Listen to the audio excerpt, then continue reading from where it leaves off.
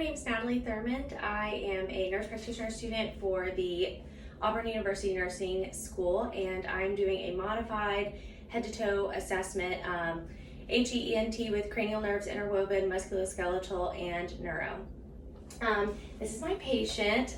For her privacy, I am going to have her fully keep her clothes on, but in a normal assessment, I would have certain parts open so that I could fully assess everything. So I'm going to start with HEENT. I would first start by observing the scalp to ensure that the skin is intact, the hair is evenly distributed, and the skin also appears to be appropriate for her ethnicity. Next, I would assess her facial features for any unilateral drooping. And now I'm going to assess cranial nerve 7. So I'm going to have you smile, raise your eyebrows, puff out your cheeks. Good, stick out your tongue. Okay, the patient was able to do that with no drooping on either side, indicating an intact cranial nerve 7. Next, I'm going to palpate the patient's frontal and maxillary sinuses and ask about any tenderness. Do you have any tenderness when I do that? No, ma'am. Okay. No tenderness is a normal sign. Next, I am going to palpate the patient's masseter muscle while you clench your jaw. Good. The masseter muscle clenches, indicating an intact cranial nerve 7. Next, I am going to palpate the patient's temporomandibular joint while the patient opens. If I experience any clicking or any deviation to the right or the left, that's an abnormal finding. So go ahead and open big and wide and close. Good.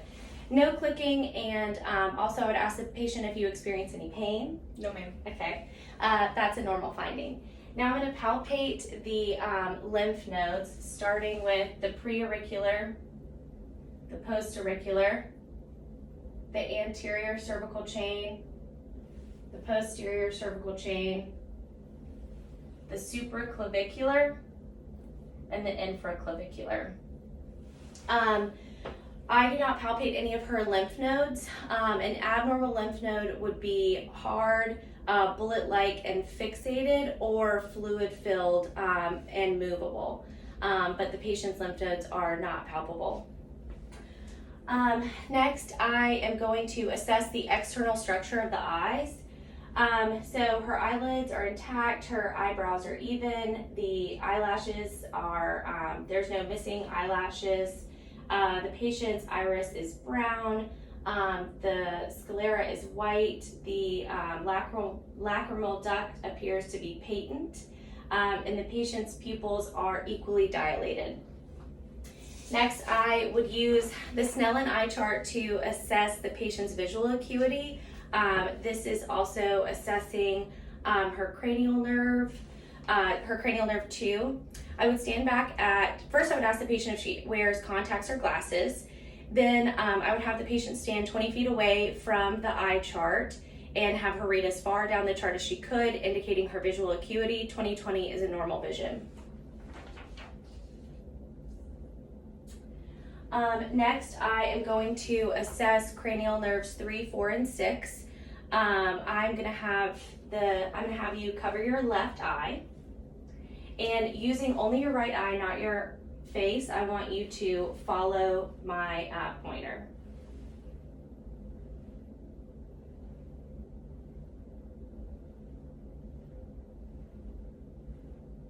Good. No nystagmus was noted, which is a normal finding, indicating an intact cranial nerve 3, 4, and 6. I would repeat on the patient's left side, but for the sake of time, I'm going to move forward. Now I'm going to assess peripheral vision, so I want you to look straight ahead, and I want you to indicate when you can see my fingers in your peripheral vision. Good, perfect. The patient's peripheral vision is intact, indicating an intact cranial nerve 3, 4, and 6. Now I am going to assess the patient's pupils for reaction to constriction to ensure that they are equal. Okay, so I want you to look straight forward. Good. Good. The patient's eyes constrict evenly, and it would be appropriate to dim the lights in the room if I were in a room that I could do so. Next, I'm going to inspect the internal structure of the eye. So I'm going to have you look forward, and I'm going to place my hand on your forehead.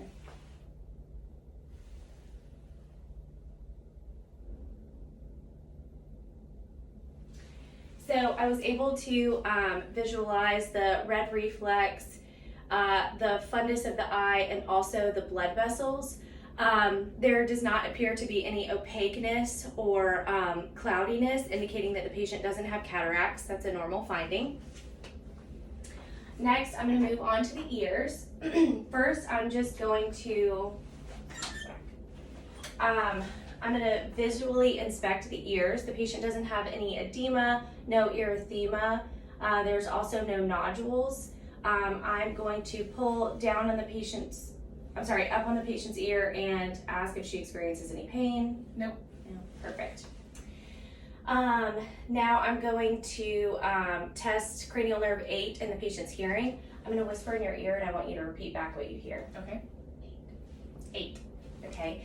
Hearing is intact. Again, I would repeat on the other side, but for the sake of time, I'm going to move forward. Next, I am going to assess for conductive hearing loss and also sensorineural hearing loss. I'm going to strike this tuning fork and place it in the middle of your head. I want you to tell me if you hear the vibrations right, left, or bilaterally. Bilateral. Perfect. The patient can hear the vibrations bilaterally, indicating that there's no conductive hearing loss and also no neurological hearing loss. That's the Weber test. Next, I'm going to conduct the Rhine test. I'm going to strike this mallet. I'm going to hold it on the bone behind your ear. I want you to tell me when you stop hearing the vibrations. Then I'm going to move the tuning fork to the front of your ear, and I want you to tell me again when you stop hearing the vibrations.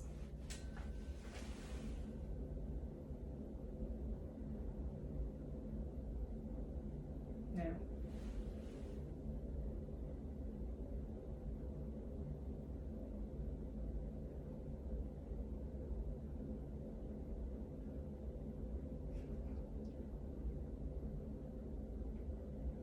No. Okay. Air conduction was longer than bone conduction, which is a normal finding, indicating, again, no conductive hearing loss or no sensorineural hearing loss. Now I'm going to inspect the internal structure of the ear.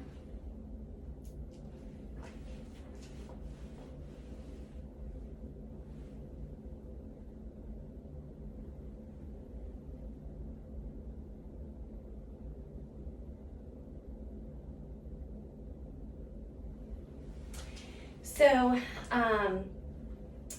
the canal of the ear does not appear to be reddened or edematous in any way. There's no excessive earwax causing any obstruction. The patient's tympanic membrane is a pearly gray in color, which is normal, and the cone of light is visible, indicating that there's not any fluid buildup, which is all a normal finding. Next, I'm going to inspect the external structure of the nose. The septum does not appear to be deviated. There is no erythema or excessive drainage. Next, I'm going to assess cranial nerve 1, which is olfactory, and also the patient's nasal patency. So I'm going to have you close your eyes, cover your right nair, breathe deeply through your left. Good.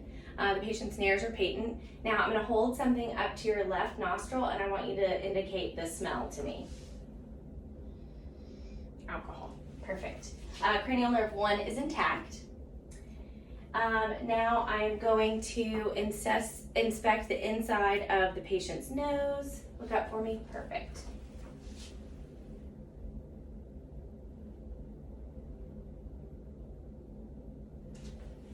So the septum is intact. There is no erythema or excessive drainage, which are all normal findings.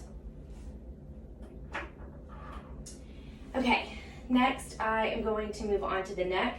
The trachea appears to be midline, and there does not appear to be a goiter, which is a normal finding. So now I'm going to palpate the patient's thyroid gland. And the thyroid is not palpable, which is a normal finding, meaning that it's not enlarged. Now I'm going to move on to the musculoskeletal system, and I'm going to start with range of motion of the neck. So I'm going to have you bring your chin to your chest. Good. Flexion of the neck makes a 45-degree angle with the neck, which is a normal finding. Now return, and I'm going to have you bring the back of your head as far back to your back as you can. Good. Extension of the neck reveals a 45-degree angle, which is a normal finding. Go ahead, and I want you to bring your right ear to your right shoulder. Okay, good. Lateral bending reveals a 45-degree angle with the neck, which is a normal finding. And now I want you to look over your right shoulder as far as you can. Okay, rotation, 80-degree range of motion, which is a normal finding. Okay, back to midline.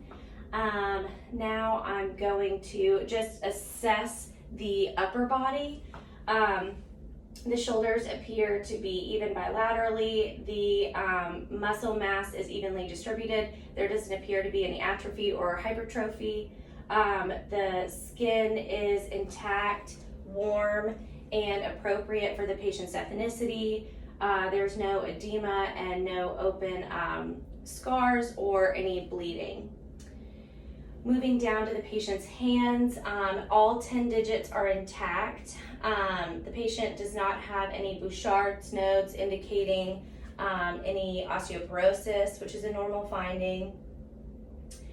And the patient's capillary refill is brisk, less than 3 seconds, which is a normal finding. There's no clubbing of the fingers, which would indicate a cardiovascular disease. Now I'm going to assess the patient's sensation of her hands and her forearms. I'm going to have you close your eyes, and I am going to touch your skin with something soft and something sharp, and I want you to tell me soft or sharp whenever you feel it. Sharp. Soft. Soft. Sharp. Sharp. Soft. The patient was able to distinguish between sharp and soft sensations, which is a normal finding. Next, I'm going to move on to range of motion of the wrists. So I am going to have you hold out your hands. Perfect. I want you to bring your palm to your forearm as close as you can. Good. The wrist makes a 90-degree angle, which is a normal finding. Now I want you to bring your palm to the back of your hand as far as you can. Good. The wrist makes a normal 90-degree angle, which is a normal finding. Now I'm going to test ulnar deviation. So try to bring your pinky as close to your forearm as you can. Good. The wrist makes about a 20-degree angle, which is a normal finding. And now I'm going to have you bring your thumb to your forearm. Good. The wrist makes about a 20 to 15-degree angle, which is a normal finding. Did you experience any pain during that? No. Okay, perfect. I'm going to move up to the elbow. So on inspection, there doesn't appear to be any edema or any bones that are poking through the skin, which is a normal finding. I'm going to palpate the humerus, the head of the humerus, and then also I'm going to palpate the epitrochlear lymph nodes, which again are not palpable. Which is a normal finding. Next, I'm going to move on to range of motion of the elbow. So I'm going to have you hold your arms by your side. Extension of the elbow is a 0-degree angle, which is a normal finding. Now I want you to bring your hands up to your shoulders. Flexion of the elbow makes a 130-degree angle, which is a normal finding. Good, you can put your arms back down. Now I'm going to test supination and pronation. So hold your arms out in front of you. I want you to rotate your palms to the ceiling, and now rotate your palms to the floor. Supination and pronation both reveal a 180-degree angle, which is a normal finding. Next, I'm going to move on to the shoulders. It would be easier to assess this without the patient's shirt on, but for her privacy, we're going to keep the shirt on. I can move to her back to assess her scapula to ensure that the scapula is even. Also, I would look at evenness of the clavicles and the top of the humerus. Now I'm going to assess range of motion. So I want you, with your palms facing forward, I want you to bring your arms all the way up to your head, overhead. Good. Abduction of the arms reveals 180 degree, of the shoulder, reveals 180 degree angle, which is normal finding. Go ahead and bring your arms back down. Now take your right arm across your body to your left hip. Adduction of the shoulder reveals a 45 degree angle. Good, you can return it. Now I want you to face your palms towards the back of the wall and then bring your arms up overhead again. Good. Flexion reveals 180 degree angle, which is a normal finding. Back down. And then now I want you to bring your palms as far back as you can before experiencing pain. Good. 45 degree angle with the shoulder, which is a normal finding. Perfect. So now I'm going to test the patient's grip strength and also muscle strength. So I want you to grab my hand as hard as you can. Grab, squeeze, squeeze, squeeze, squeeze, squeeze. Good. Grip strength is 5 out of 5, which is normal. Now I want you to hold your arm up like this. I'm going to pull against your arm using your bicep muscle. I want you to resist my pull. Big pull, big pull, big pull. Good. Muscle strength is 5 out of 5, which is a normal finding. Now I'm going to move on to the lower extremities. Just on inspection of the lower extremities, the skin is appropriate for ethnicity. There is no bruising, bleeding, open wounds. There is no edema noted, and the skin is warm. Now I'm going to move down to the feet and assess the pedal pulses.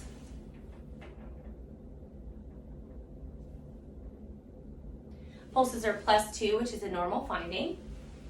I'm going to inspect the feet. The patient has a arch in her foot without bearing weight, which is a normal finding. All 10 of her toes are intact, and none of her toes overlap each other, which is a normal finding. Now I'm gonna do the same sensory that I did on her hands and her forearms. So I want you to close your eyes and tell me if you experience any sharp, or if it's sharp or soft sensation. Soft. Soft. Sharp. Sharp. Sharp. Soft. Good. Patient was able to distinguish between soft and sharp, which is a normal finding. Okay, so now I'm going to move on to range of motion of the ankles. So I'm going to first assess plantar flexion. So I want you to try to bring the back of your foot as far backwards as you can before creating pain. Good. Dorsiflexion reveals a 20 degree angle, which is a normal finding. You can return your feet. Now I want you to bring the top of your foot as far back to your shin as you can. Good. Dorsiflexion reveals a 30 degree angle, which is a normal finding. Good, you can relax. Now I'm going to test inversion and eversion. So keeping your heels straight, I want you to bring your the top of your foot in towards your midline as far as you can. Good. Inversion reveals a 20 degree angle, which is a normal finding. Now keeping your heels straight, I want you to bring your toes as far outward as you can. Good. Eversion reveals a 30 degree angle, which is a normal finding. Good, you can relax. Now I'm going to move up to the knees. Just on inspection, the knees, there is no edema noted. The patella is intact. There's no scars indicating past surgeries, no open wounds. And I'm going to palpate the back of the legs for edema, which there is none, which is a normal finding. So first I'm going to inspect an extension of the legs. So I want you to bring your legs straight. Good. Extension reveals a 0 degree angle, which is a normal finding. And now I want you to flex your leg back. With the patient sitting, her leg is flexed at a 90 degree angle, which is a normal finding. Now I'm going to move on to the hip. Or actually first I'm going to assess her muscle strength on her lower extremities. So I want you to lift your leg up against my resistance using your quadricep muscle. Good. And now lift your leg off of the top of the bed. Good. Resist my resistance. And good. Her muscle strength is 5 out of 5, which is a normal finding. So now I'm going to assess range of motion of the hip. So I'm going to have you lay down. Good. First, I'm going to assess abduction. So with your right leg, I want you to bring your right leg as far off the bed as you can before causing pain. Good. Abduction reveals a 45-degree angle with the hip, which is a normal finding. Bring your leg back. I'm going to lift your left leg up, and I want you to bring your right leg underneath your left leg, again, before causing any pain. Adduction of the hip reveals a 45-degree angle, which is a normal finding. Go ahead and return. Now I'm going to flex your leg. I'm going to bend your knee, flex your leg up.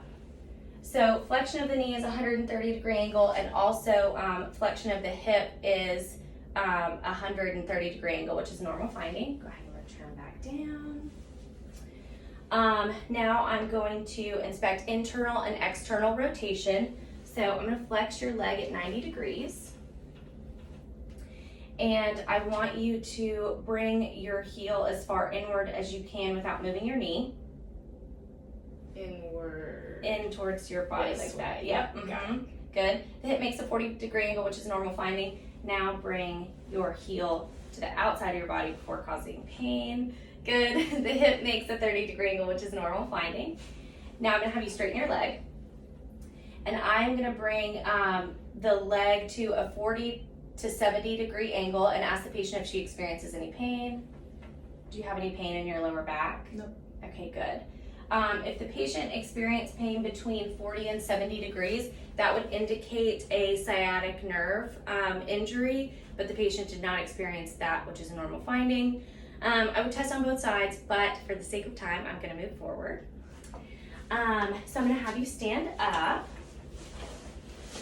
And now I'm going to assess the entire spine. So I'm going to stand behind the patient. Good. And just on inspection, the shoulder height is even. And I would also look at the iliac crest and the gluteal folds to ensure that those are even. An uneven iliac crest and gluteal fold would be indicative of scoliosis. I'm going to move to the patient's side. The patient's spine makes an S shape, which is a normal finding. Abnormal would be kyphosis or a lordosis shaping, lordosis, excuse me. Lordosis can be a normal finding in pregnant women, but this patient is not pregnant, so that would be an abnormal finding, but this patient's spine is in an S shape, which is a normal finding. Now I'm going to have you bend down and touch your toes. Good. Flexion of the spine makes a 50-degree angle, which is a normal finding. So keeping your lower half still, I want you to bend your upper back as far back as you can without causing pain. Good. Extension reveals a 10-degree angle, which is a normal finding. Now I want you to keep your lower half straight, and I want you to turn to your right as far back as you can. Rotation reveals a 20-degree angle, which is a normal finding. And now keeping your arm glued to the side of your body, I want you to bend down so that your hand touches your knee. To your right. There you go. Lateral bending reveals a 45-degree angle, which is a normal finding. Okay, you can go ahead and sit down. So now I'm going to move on to the final part, which is the neurological part of the exam. So ma'am, can you state your name? Aaron. Okay, can you tell me what city and state you're in? Atlanta, Georgia. What day of the week is it? Sunday. Good. And what were we doing today? An assessment. Yes. So the patient is oriented to person, place, time, and situation. Alert and oriented times 4. I am also assessing the patient's clear and congruent speech. And I'm assessing to make sure that the patient is dressed appropriately for the time of year, and that her clothes are also well groomed and without odor, which they all are. Next, I am going to assess the patient's recent memory. Do you remember what you had for breakfast this morning? Yes, a breakfast sandwich from Starbucks. Perfect. And now I'm going to assess the patient's abstract thinking. There's a saying that goes, don't put all your eggs in one basket. Do you know what that saying means? Yes. Okay. The patient's abstract thinking is within normal limits. Now I'm going to test for stereogenesis, which I'm gonna put a common object in your palm with your eyes closed, and I want you to tell me what that object is. A key. Perfect. That's a normal finding. Now I am going to have you open your palm, and I'm going to draw a letter in your palm with your eyes closed, and I want you to tell me what the letter is. C. Perfect. That was testing for graphisia, and the patient was able to identify that, which is a normal finding. Next, I'm going to test the patient's deep tendon reflexes. So I'm going to start with the bicep.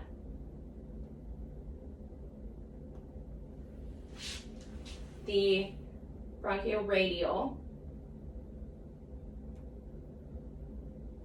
Good. The tricep. Go ahead and just lay your arm. Perfect.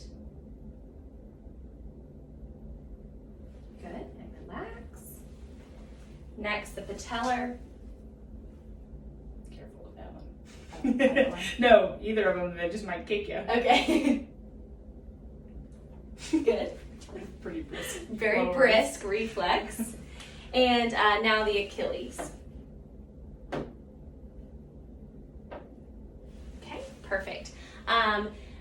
All of, except for the patellar, were normal, and the patellar I would document as brisk, but normal findings. Next, I'm going to assess the patient's gait, so I'm going to have you stand up. And I want you to walk forward on your tippy toes. Good. And now return in a heel to toe fashion. Good. Perfect. Now I want you to balance on your left leg. Good. Perfect. No swaying noted. So the patient was able to balance on her left leg, indicating that her balance is good, so she's a decreased risk for a fall. Also, the patient's gait, there was no swaying noted. There was also no bow-leggedness or knock-kneed, which is a normal finding, and arm sway was even bilaterally. And this concludes my head-to-toe assessment. Thank you so much.